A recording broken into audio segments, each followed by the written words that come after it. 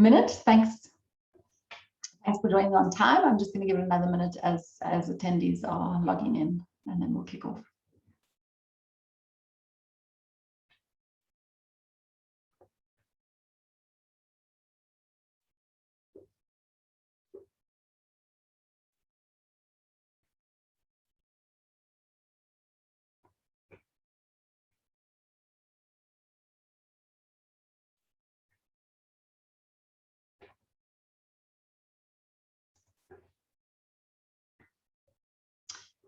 Okay, I'm going to start just by welcoming all of you that have joined already to Trialogue's monthly webinar. Today, we're going to be looking at how big business can support small business and entrepreneurs, and we've got some exciting companies and case studies lined up. I'm sure most of you are aware, but last year during the lockdown, we shifted our forums to the virtual space. And now we have monthly webinars on the last Thursday of every month. So you can diarize that. And just a few technical notes. So you will see on Zoom that the chat functionality and the Q&A functionality are open.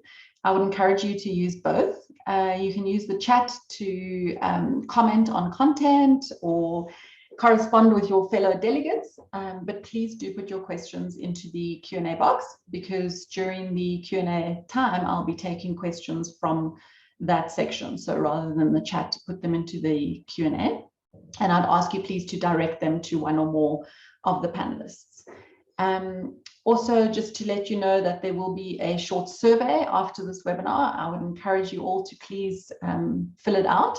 It really does help us, particularly on topics that you would like to see covered. Over the last 18 months, we've covered a variety of topics and had some excellent panelists and speakers. And yeah, we'd like to continue doing that through next year. So please do fill out the survey and let us know which topics you'd like us to cover. And then lastly, just to note that the webinar is being recorded, and the recording as well as the write-up of the notes will be made available on the Trialogue Knowledge Hub next week, and we'll send an email link to everyone. So you can always review or look at the notes or pass on the link to others who might have missed the webinar. Okay.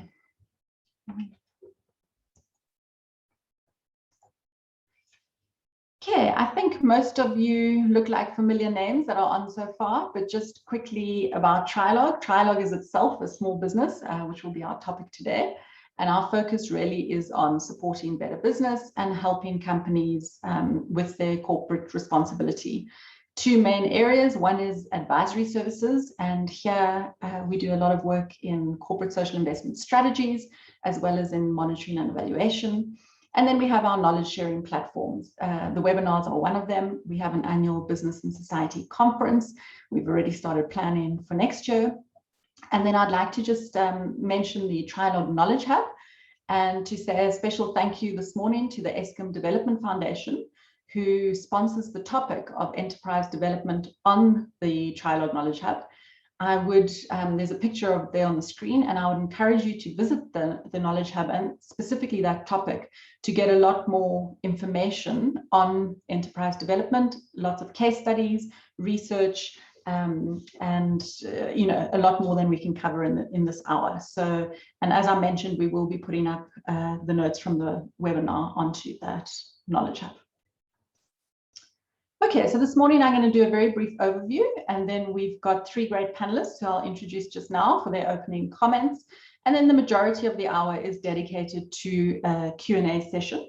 And as I said, I would encourage you to put your questions into that question box, and I will direct them to the panelists. And then we'll have closing comments. For those of you on Twitter, we have some hashtags there. And I'm just going to launch the first poll as I speak, to get a sense of who we have in the audience. So you'll see the options on nonprofit, big business, SME, government, etc. Okay, and while you're filling that out,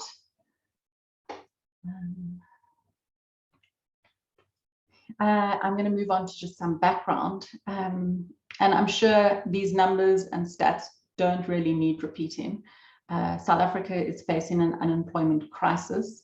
The latest figures from Statistics South Africa show that 34.4% of working age adults are unemployed in the country. And if you look at the expanded definition, it's greater than 44% unemployed. Really is a crisis. There is some research from McKinsey on the slide, which shows that small businesses represent more than 98% of businesses in the country and employ about half of the country's workforce. They contribute 39% to GDP.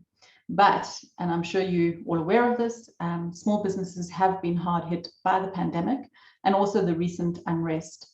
The McKinsey research showed that, again, around half of SMEs expected to make a loss as a result of the pandemic, and 70% of them had reduced expenditure, including largely or predominantly job layoffs, which obviously impacts that unemployment figure.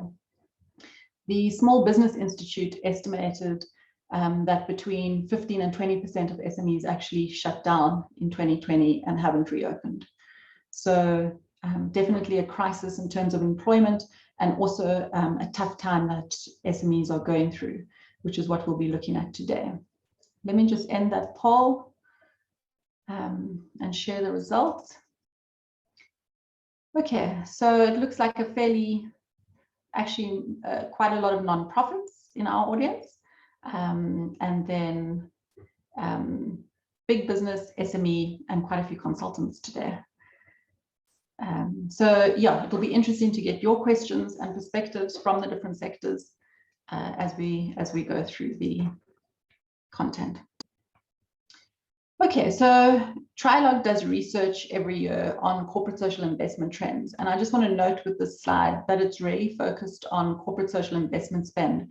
So we find that most big business support for small business and entrepreneurs is typically done through the enterprise and supplier development side of the business, if that's procurement or the supply chain. And we do have a panelist today from supply chain who will talk to that. But these figures talk to the support for small business done through corporate social investment. And our findings last year showed that around a third of companies, 35% of them, supported small businesses through their CSI, and that an average of 5% of CSI expenditure went to small businesses. Interestingly, we also asked, what is the linkage between the CSI support for small businesses and the supply chain or the value chain of the company. And less than half of the companies that we surveyed said that the two are linked. So the figure was around 48% that said that they linked their CSI support for small businesses to the supply chain. Again, we'll hear more on that from our panelists. You'll see that in terms of CSI support, the large majority, almost 60% of it goes towards skills development for entrepreneurs and business owners. I'm just going to launch a second poll then. And it asks which types of entrepreneurial or small business support are you involved in? And this can be, given our audience, it can be either as an implementing partner or as a small business or as a big business. And here you can select multiple responses. So the topics are similar to what you see on the screen in terms of our primary research.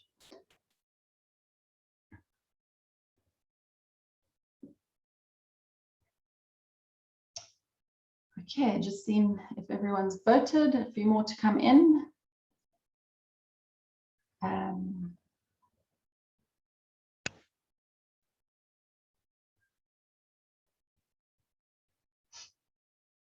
Okay, I'm going to end it now and share those results. And they're slightly different from what you see on the screen that we found for the handbook. Skills development is still the largest category with 50%, followed by providing finance. There's quite a lot in the other, so hopefully we'll find out more about that through the session. But yeah, everyone involved in supporting entrepreneurship and small businesses in some way. Okay, I'm going to move on now to our panelists. I'm going to introduce them. and then we're going to hear opening statements from them. So we have the foundation CEO of the Eskom Development Foundation, Cecil Ramanotsi. We have Mampo Sachangaye, who's the owner of Golden Rewards. This is a small business that participated in the Eskom Contractor Academy and then went on to win the business investment competition last year. So we'll hear from her. And then we have Kevin Stroud, who's the supply chain manager at Sibanye Stillwater. So I'm going to start with Cecil. Cecil, if I can just ask you to turn your camera and your mic on, please. Great, thanks. And if you can just start by telling us how the Eskom Development Foundation supports small businesses and how this might have changed during the pandemic. Thank you, and good morning to you, and good morning to the audience and everyone. And I hope you all have a wonderful day today in this engagement. So we, as the Eskom Development Foundation, we were formed in 1998, so we've been operating for almost 20 years. As you may know, that before the era of taking the developmental stage or activities in any organization, the approach was much more fragmented, and to some extent, we then formed what is known as the non-profit company, which focuses on delivering these corporate social investment on behalf of Eskom Holdings. And we largely focus on programs. We've got national and flagship and national programs, and also focusing on key focus areas in terms of interventions is your healthcare, education, and most importantly, the element of the enterprise development, which is SME development,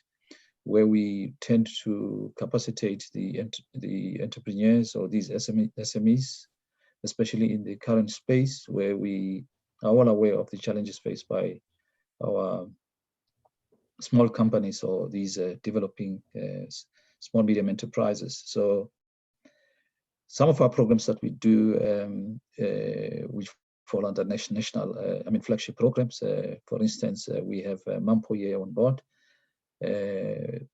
who came through the business investment competition, which tends to capacitate the most of these entrepreneurs or SMEs from a point of view of giving skills, by the way, and as well as setting up networks so that they are able to pivot through into their own market spaces and where they participate. So the BIC has got 4 categories, sectors that we focus on which is trade services, engineering, and agriculture, and as well as the manufacturing as such. So the other SME type of development programs that we do is your incubation programs, and to some extent we don't do a lot of those, but we do partner. We believe that partnerships plays a very important role, especially in the current what we call challenges that we have from a financial constraints point of view. There's limited funds out there, both in the big businesses and as well as small businesses. So we partner with the likes of your NGOs and government, DTI, CEDA, where we do these. We have done previously during the capital expansion program, the incubation programs.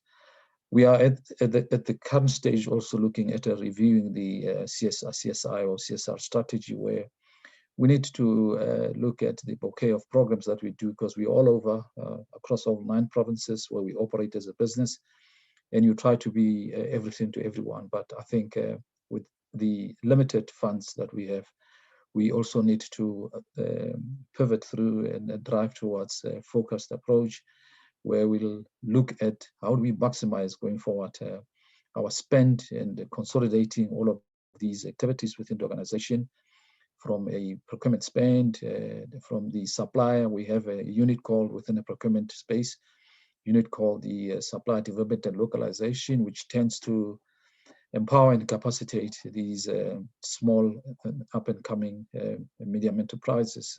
Focuses on, of course, making sure that we score and maximize our BBBE accreditation score in a manner that we are able to move and qualify from level 8 to wherever we are now to get to level 4 to a greater extent. And some of these aspects include making sure that that spend is also integrated into the spend that will be dedicated to the capacitation of these small medium enterprises.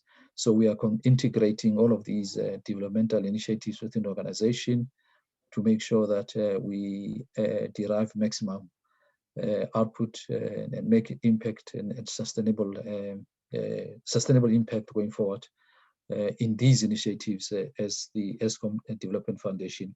We also have another flagship program called Contractor Academy, which goes through, it focuses mainly in the, I saw the questionnaire now, in terms of where would our strong focus be.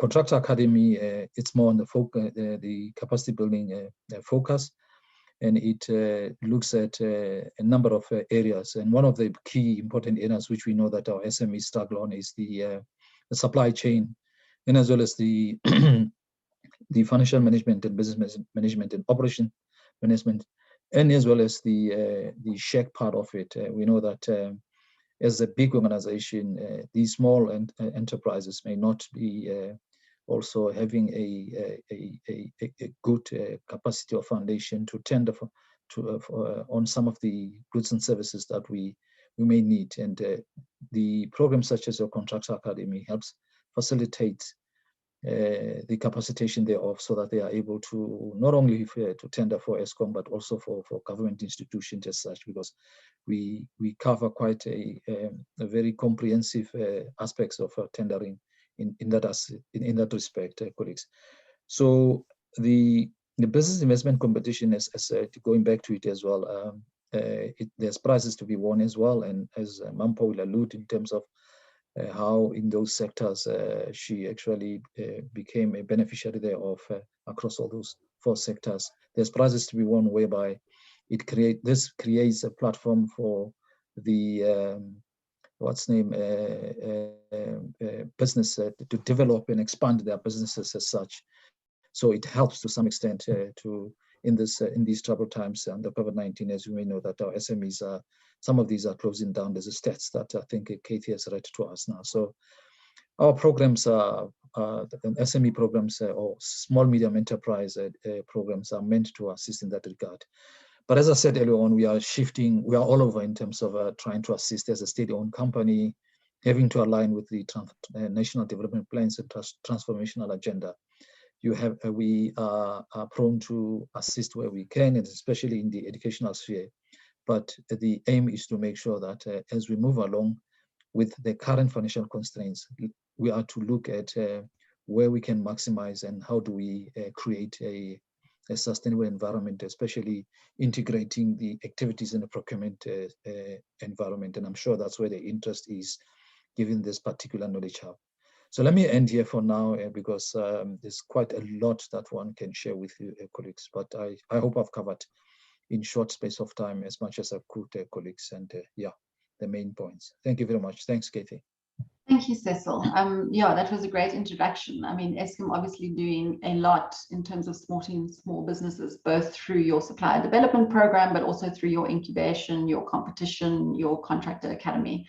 And I think you've also touched on an important point around the difficulty of tendering for large companies. And I'm sure we'll discuss that more in the Q&A. I know the CEO of the Small Business Institute says that the compliance requirements for tendering are really one of the big barriers to small businesses getting into the supply chain.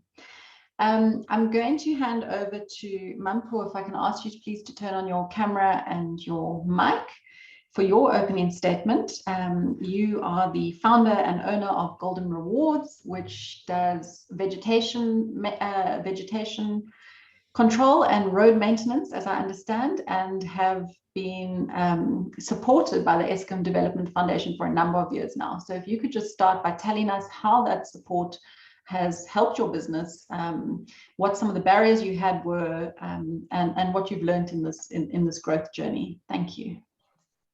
Okay, thank you, Kathy. Morning, everyone. As you said, my name is Mampo, founder and managing director of Golden Rewards, company that was founded by myself in 2010. We are based in Cape Town, Western Cape, and working on expanding our footprints to other provinces. My journey with Eskom started in 2016 when I was fortunate enough to be a part of Eskom Contractor Academy, and graduated in 2017. And the knowledge acquired and skills played a huge role in enabling us to compete with other well-established businesses. So 3 years later, I then became the overall winner of Eskom BIC, which came at a very difficult time of the pandemic, when most businesses are closed down and everyone was feeling very negative. And for us, I think it was really a blessing to be part of the competition, and also the experience as well. It was really something that we cannot explain in words. So winning the Eskom BIC competition really assisted us in making sure that we moved to, because I remember when we were doing the shoot for the competition, for the awards. So we did it in a garage, because we're operating from the garage. We're using renting a garage as our storage place. So we moved to an industrial place that is way bigger than when we were operating. And we procure much needed equipment.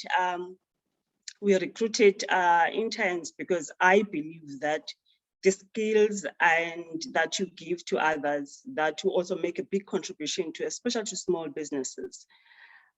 We also became part of the community outreach, because we work mostly in the rural areas of Western Cape. So where poverty is really, it's really visible. So for us, it is also very important that we are part, as much as we use 90% of our workforce from disadvantaged communities, but also we also identified need of things that needs to be addressed. So for us to share our winnings with the disadvantaged was also really a blessing. So we also, the competition also gave us an opportunity to interact with other businesses. Just to add on that, we are now competing with Africa's business heroes with this Jack Ma Foundation, and the companies that I met on the BIC assisted in making sure that the support that I need, they are there. And if I can just mention one company, which is Mr. Nodata Accounting, where they did auditing that was needed by PwC. So for me, I think if I didn't meet her, I would have made it to the top 20 that I am today. So there is a lot that I really gain and appreciate Eskom and the difference that they're making, because I know businesses that I met while being part of the Eskom Academy. They're doing very well. And I think all of us that were part of that journey, our businesses are still open today.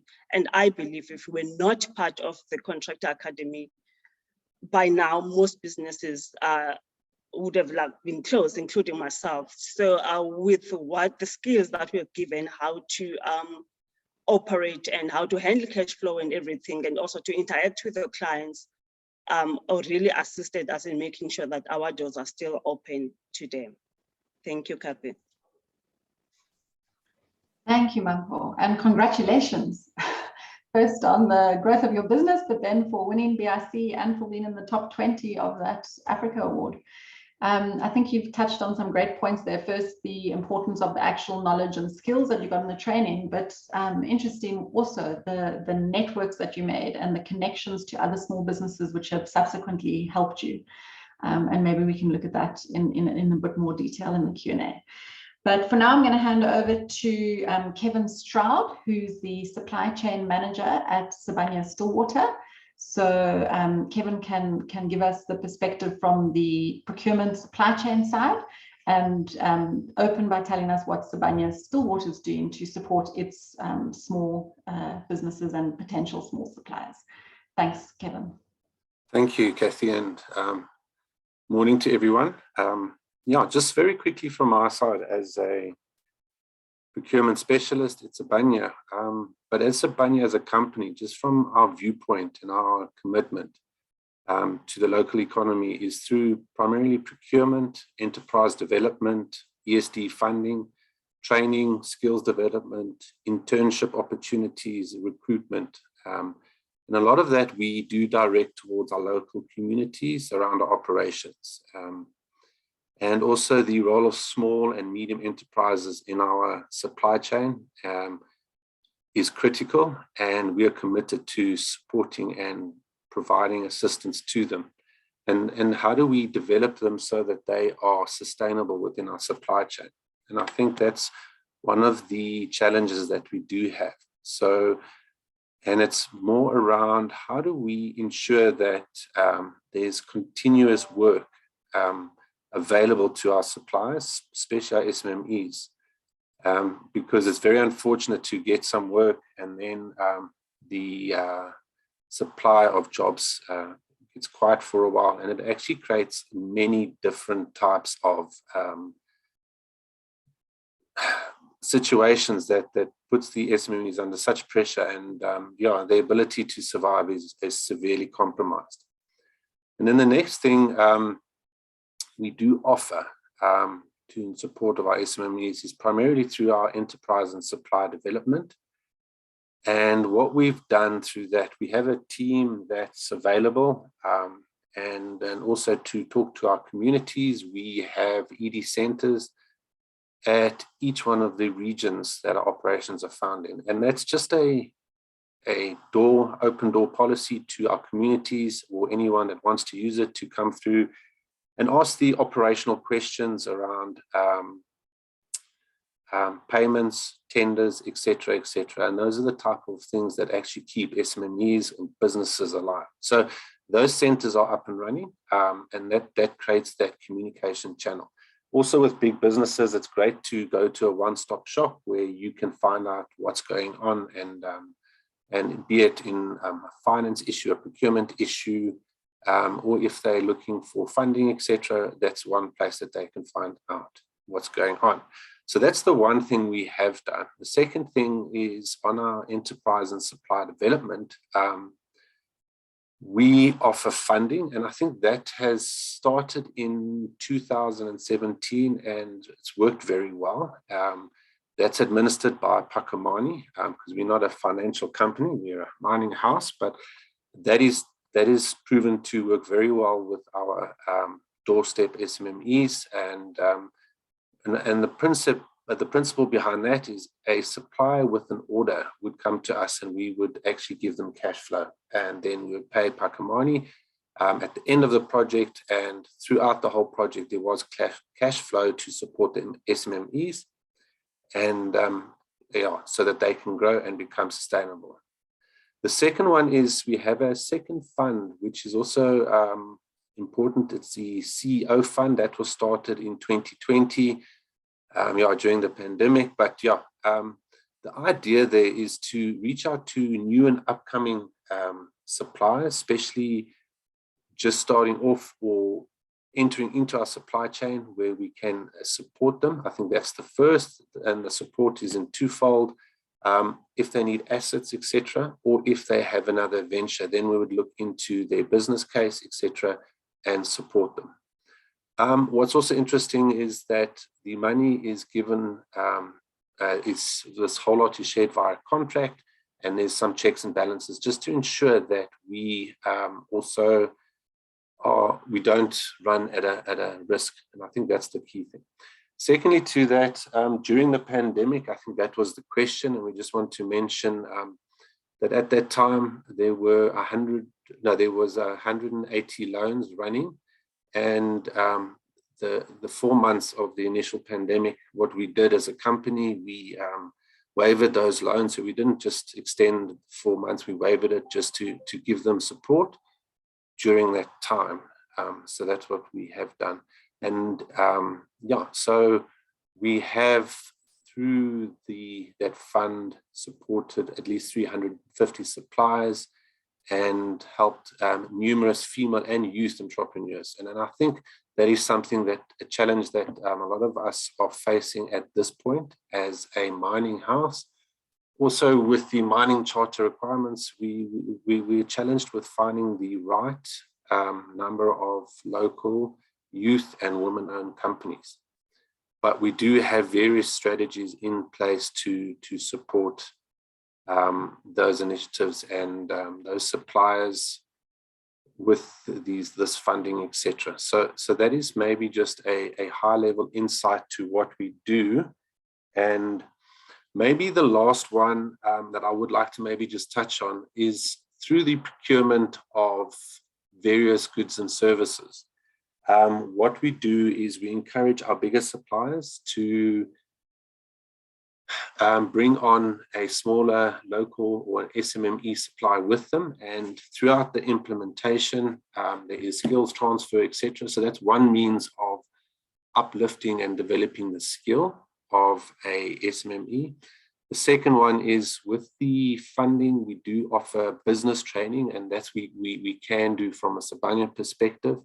We offer tender training. We do have an electronic platform, and we also train our SMMEs on that. And then the incubation we also offer at our various operations is the skill set to do, for example, ore transport, which is an example I'm going to mention.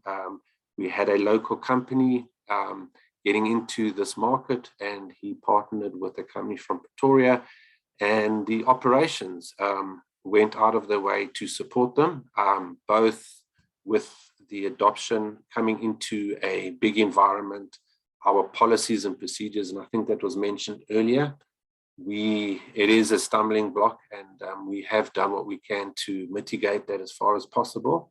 And operations supported the whole process. There were times where I thought we were going to lose this opportunity, but yeah, we pulled through, and it was a 6-month journey, but now that one, for example, is working a lot better now. The learning has happened, the adoption into the business has happened, because that is a real stumbling block. How do you move into the business? How do you start working with all the people?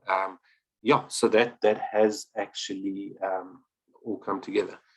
So yeah, that is just a high level input from my side. And yeah, so if there are any questions, I'm happy to answer. So thank you, Kathy. Thank you, Kevin. That sounds pretty comprehensive.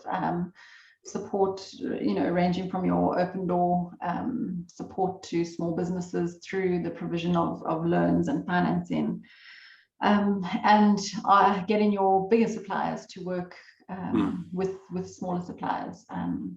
So I think we will go into more of that. Can I ask the other panelists to please turn on your videos and mics, and we're going to move to the Q&A session. I have a few questions in the Q&A box, but I would encourage delegates to put your questions in there and direct them to one of the panelists. I'm going to kick off just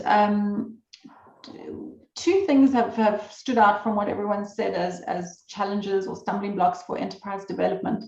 The first is kind of the cash flow, and you've spoken, Kevin, to how you've addressed that through financing, and the other has been the difficulty of getting into supply chains, which a couple of you have spoken on. But I'm just going to ask all three of you to just reflect on what do you think are the biggest barriers to the survival of small businesses.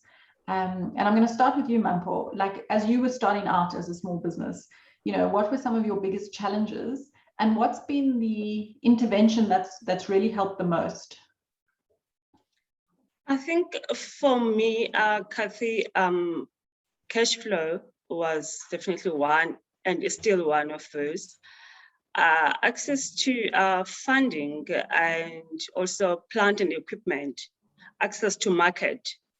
And especially as a woman in the construction industry, we get rejected a lot because they think that we're not capable of doing what our colleagues, male colleagues, can do. So we have to work twice as hard to be recognized. And I'm happy and very excited that Kevin is really working in making sure that he is giving the opportunities to everyone and prioritizes women. And those are the businesses that we really need. And for me, it is still a challenge. I won't say that I've overcome the challenges. Those are still challenges that I still have, even though I've ran successful contracts with bigger clients, but it is still the problem that as a small business, is number one, you won't get funding from the banks because you are seen as a risk. So it really needs mentoring and coaching to making sure that you deliver successful contracts to your clients. So we still need lots of Kevins out there just to really assist us moving forward. Thank you. Kevin, I'm going to move on to you on that and ask you to just expand a bit. You said, that you're having challenges in identifying local youth women-led businesses, and that you have some specific initiatives in place to try address that. Can you talk to us about those? Yes, I can. Just on the funding, I just think it's very, as mentioned, that just with regards to funding, another thing we're doing is we're offering our doorstep suppliers prime -2, and I think that is also gives them a different opportunity, a further opportunity to move into the market. So whatever we had an interest rate, but we moved it to prime -2, and I think that is something that people should look at as an enabler, and I really think it does go a long way with our local suppliers, etc. So what we have done is, from a procurement perspective, it is difficult to choose a supplier when you're doing an adjudication, to choose one over the other and say, oh, it's because it's a woman, etc. Because when audit looks at that and it's a year later, you need to be able to justify the decision. So things that we do have levers within our procurement, and that's our preferential procurement. And the option we're looking at now is moving our preferential procurement. So 10% would be Black owned, but we can move it to 10% being women owned and 5% being Black owned. So we actually give an additional 5% preference to the women and youth owned. So that was the one initiative that has been proposed, and it does work. We are just going to implement that, hopefully going into next year. Then with procurement, what we also have, what we've done, and I think it's an advantage of a larger company, is I've looked at the one operation, let's say in Rustenburg, the Lonman operation, and looked at their women suppliers. And I go next door to the RPM and look at their women suppliers. And then I say, okay, there's a match. So on the one mine, you've only got 4%, the other one's 4%, but added together, we might get to 6%. And then we are looking at the cross-pollination of women. But that is still not solving the problem. What we've also done is on our website, we have all our tenders there. So we've moved to an inclusive procurement approach. So we want to make sure that every tender is made visible. And in that, we are always asking for women and youth participation. And I think that's the second one. And then also with Pakamani, with the walkthroughs, we do track the funding, but with the funding, we monitor the number of jobs, if it is a male or a female entrepreneur, and we get their names. And that is another starting place to say, fine, you've walked through our doors, and can we start engaging with you? And that's where the ED team takes over to say, how do we work with X, Y, and Z, be it a female or a youth, to look at their opportunities. And very quickly, I know there is a time constraint. We, at the ED centers, business proposals are accepted and they are reviewed. And also in light of the ownership, etc., we can take on the women and youth into under our arms and look in the incubation process. Yeah. So that was, and then if you really want the last one we've done, it's a sample we're running up at Marikana. We advertised looking for 20 entrepreneurs. We received a numerous number of business cases. They've been reviewed, and we have definitely made sure that of the 20 we're going to develop, and this is a trial, we'll look at our other operations later, we're going to definitely focus on women and youth and see how do we get these entrepreneurs into our supply chain so that they can become sustainable. So that's the one thing we are trying at the moment. Great, thank you, Kevin. Yeah, I guess having more open and transparent tender processes, and then a particular focus on identifying those businesses. Cecil, I'm going to hand over to you now to talk to firstly that, do you have a focus on, or a particular focus on women and youth-led organizations? And then also, because you're coming from the foundation side, how do your ED programs within the foundation link to the supply chain, the Eskom supply chain?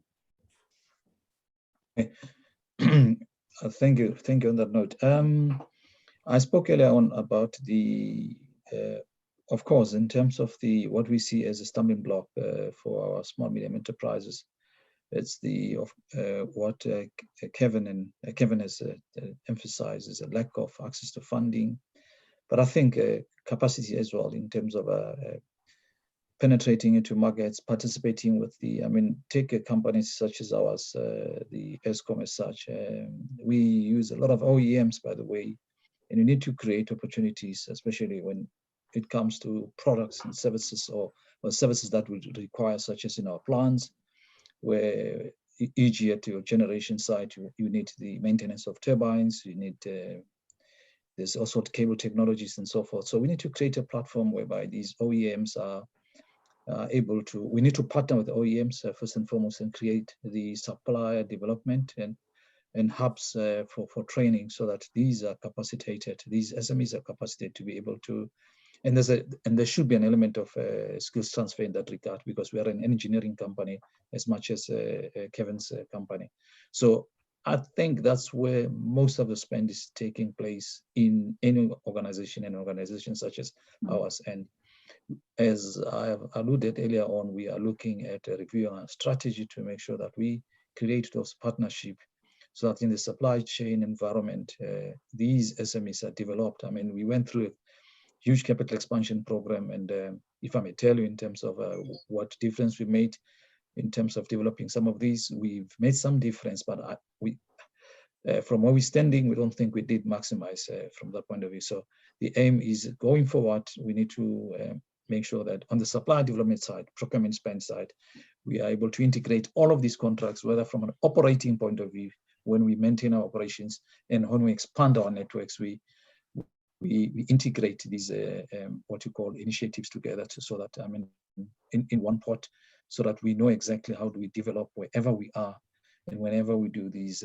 projects. And on the CSR side, the foundation side, there's a link between the two: enterprise development. I spoke earlier on about the Contractor Academy, and as well as business investment competition. On Contractor Academy, there's effectively about 8 modules that we cover, but one of the modules that's very key, as I said, is the supply chain, which and as well as it covers the shared part of it, which is, and it creates and enables them it provides a platform and enables them to tender, so that they are able to compete with the likes of those that are already in the market space or have been in this space for some time. So we see capacitation programs as the most important for us, by the way. We see incubation going forward as one area that is going to play be a key to success of creating impactful and sustainable SMEs, so that they are able to pivot through into the markets and in the supply chain, especially for goods and services that are required by Eskom. So that's where we are, but we're also creating that, by the way, in the name of transformation plan, transformation agenda, making sure that on the supply development and localization side, you focus on the youth empowerment, youth development companies. I mean, the scoring, the evaluation. There's a number of aspects that we score, of course.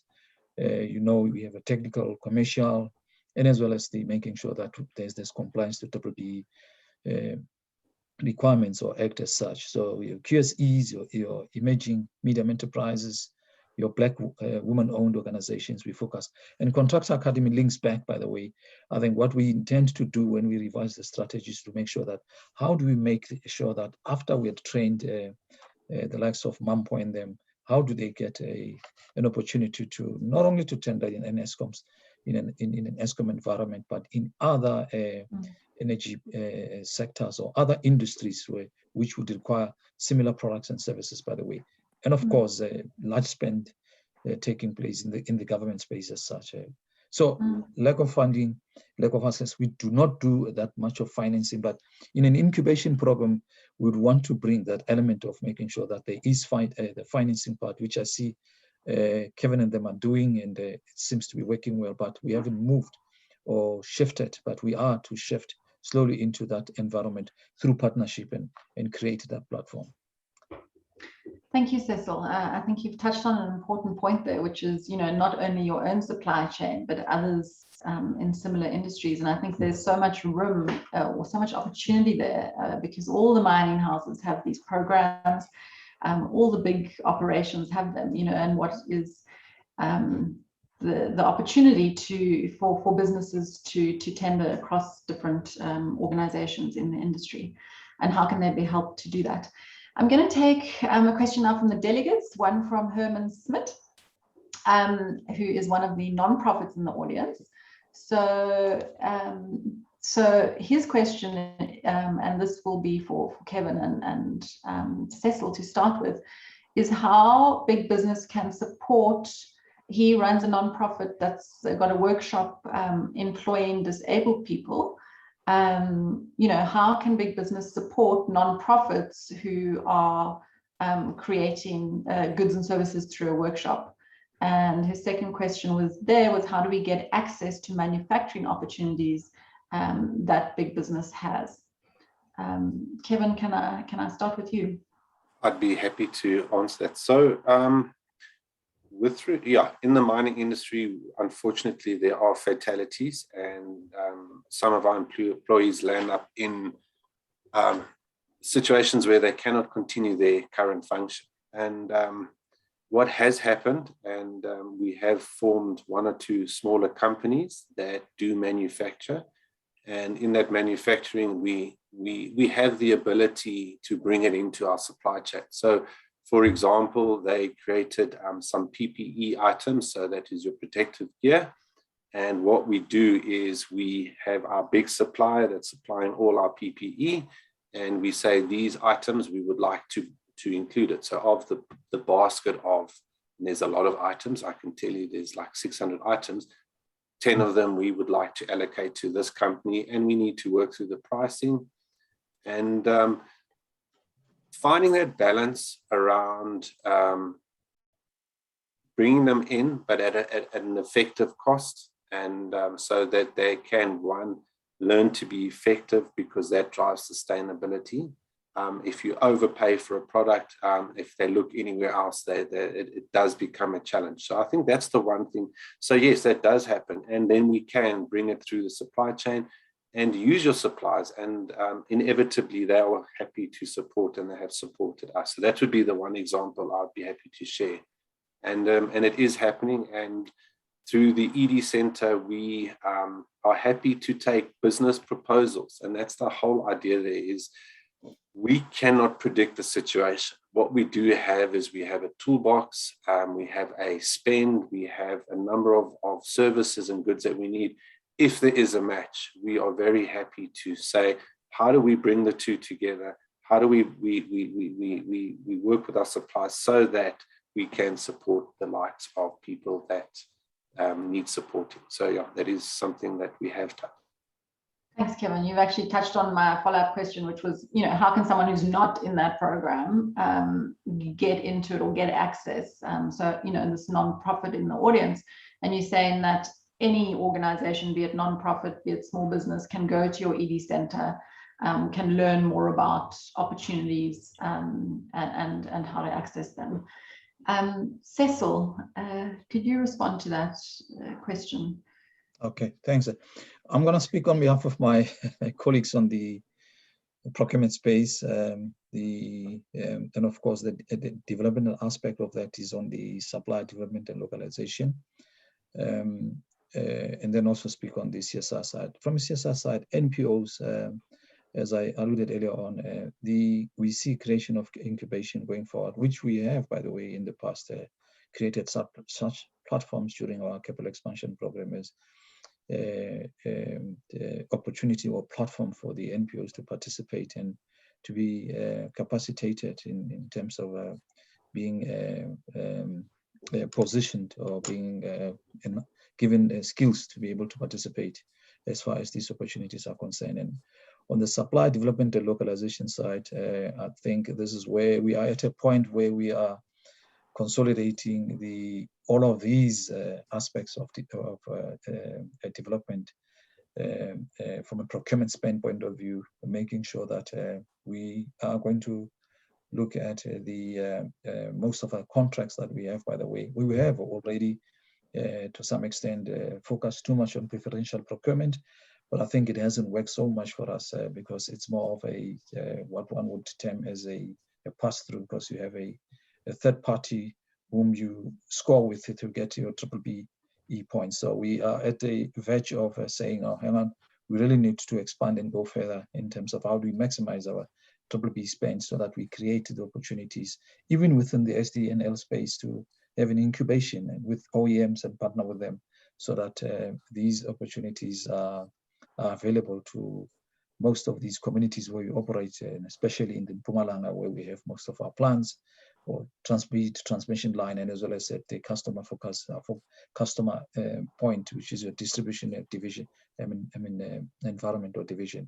So we're looking into bringing all of these aspects together so that we are able to create a better return on investment and for beneficiation of us as an organization, and as well as our communities or our entrepreneurs or SMEs out there within which we operate as an organization. Thank you, Cecil. I'm going to take the last question from an attendee, which was, and I guess, Cecil, you've mentioned that Eskom operates across all provinces, but this question is directed towards Kevin. And it's, does Sibanye consider small businesses coming from other provinces? Or is your focus really on local?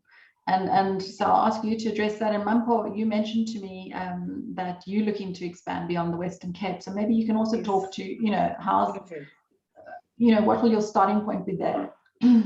So Kevin, if you can. So I'm happy to answer that. So we have, we have a need within our communities, and there is only a certain amount of work that they can do. And unfortunately, some of the goods and service we need, they're not skilled or have the capability, and we need to close that gap.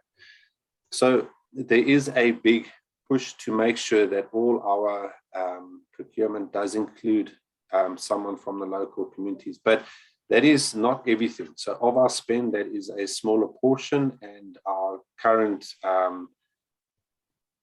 host community spend is just over close to 2 billion, of which we have a lot more spend outside of that. So we are happy, and that's why we do advertise, and we are looking for local South African youth-owned companies, South African women-owned companies, to participate. So yeah, from the Cape Town, wherever, it doesn't make a difference as long as they do participate. With regards to some of our commodities, we have ring fence for our host communities. So that is to give them a chance and to get them into the supply chain. But then once they're in the supply chain, I think the idea is that it is in line with the mining charter. We want to build local companies, local as in South Africa. So our focus is how do we move our spend and bring it into South Africa so that we can interact more with our local suppliers, but there is definitely a need to work with our host communities. So yeah, we're working with both. So that is very clear. And we do, if there are women-owned companies that offer a good service, please, they must participate in our tender process, and we'd be happy to take it from there. And if people are not successful, we can always contact us and let's have a discussion to see why. And also in the supply chain game within the mining, it's high volume, low margins, but and I think when we start, once you're in it, you can go a long way. So we just need to understand the dynamic, and we're more than happy to share that with potential suppliers so that they can participate. Thanks, Kevin. That's great news, I think, for many of our delegates. So local being South African, and really an encouragement to apply, even if it's outside of your province. Mampo, I'm hoping you've made a new connection even in this webinar, but if you can speak a little bit to your plans. Yes, thank you. Yes, I did, definitely. And I think also, Kathy, as women running businesses, we don't just, I think we go beyond being employees. There's a lot of social issues that. I think Mampo's connection has frozen. Okay, let's hope she resolve. Oh, there you more go. than just yes. So really, Kevin, I'll be definitely talking to you. I hope from here, I would say we were here and now we're here. So I'll definitely be in touch with Kevin as we are planning to expand our footprint. And thank you to ESCOM for giving me this exposure. Thank you. We're almost out of time, so I want to move on to the closing statements, and I'm just going to ask each panelist to spend 1 minute saying what one piece of advice would you give to companies or big business looking to support small business. Cecil, can I start with you? You're on mute. Okay, sorry, thank you. As a state-owned company, I think we have a mandate to fulfill from our shareholder. Of course, we are a big organization, but I think we do a lot of goods and services procuring. And as big business, I think what we need to improve on and what we need to focus on is to look at, take a look at where we spend most of our what you call procurement spend from a goods and services point of view, consolidate that to a large extent and make sure that there is a better return and impact and sustainability when you do these initiatives. Because big organizations tend to be all over the show within, I mean, we've got about 5 divisions and we find the spend. You're not able to even really report to the end, at the end of financial year, the full value or the full impact that we've made or efforts that we've made to some extent. So we need to be careful as big businesses by integrating all of these efforts, be structured in terms of how you do that, but also as a state-owned company, make sure that the other element as well is maximize the opportunities with other public sector by coming up, of course, partnering with government and as well as partnering with private sector to be able to, for all of us to make a difference to the lives of those that live in this country. So I think going forward, partnership is going to play a very big role given in the midst of the current financial constraints, colleagues. So be structured on CSI, and I see some serious integration between within the CSI space, the enterprise development and supply development. At some point, big businesses are going to put that under one umbrella, and so as to maximize and make sure that there is no type of a fragmented approach to this effect. So we still, as big organizations, are a bit fragmented within our own spaces, within our own environment in terms of how we do these initiatives. So it is important that we put a structure to that. And we also look at what exactly counts out there in making sure that there's an impact in developing our enterprises out there. I mean, the likes of my MAMPO and those that have come through. Thank you very much. Thanks, Cecil. Nice to highlight just the importance of partnerships, not only externally, but even internally within your business. Kevin, your one piece of advice. No, so what I've seen is a lot of companies are willing to transform, are willing to partner, and I think that is the key word.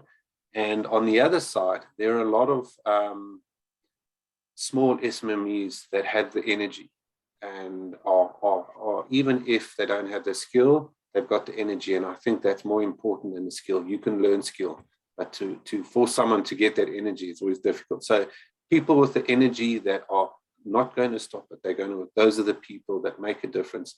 And it's spending that time. How do we marry the two together and let that partnership bring the fruits that it can bring? And I think it is there. It's just it is a lot of work, but it is definitely worthwhile. Thank you, Kevin. And MAMPO, last word to you. And for me, it's to encourage entrepreneurs to enter for Eskom BIC. It will definitely open doors for you. It will put you on the map like it has done for me.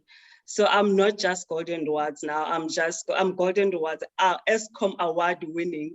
So the status changed, but also I will encourage my colleagues to please, compliance is very important. You cannot have just have a company when you're not compliant. When you are given an opportunity, commit and deliver. That is the only way, because we will keep on saying that we're not given opportunities. But once you are given an opportunity, you do not deliver. Those people, they risk and beg you to make sure that they're making a change, but we have to meet them halfway, deliver, commit.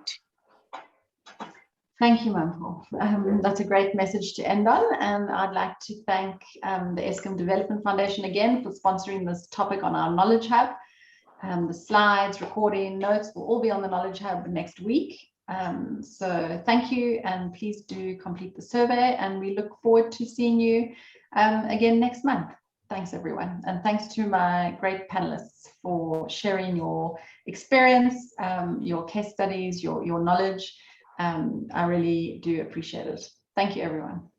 Thank you. Thank you. Thank you. Thank you.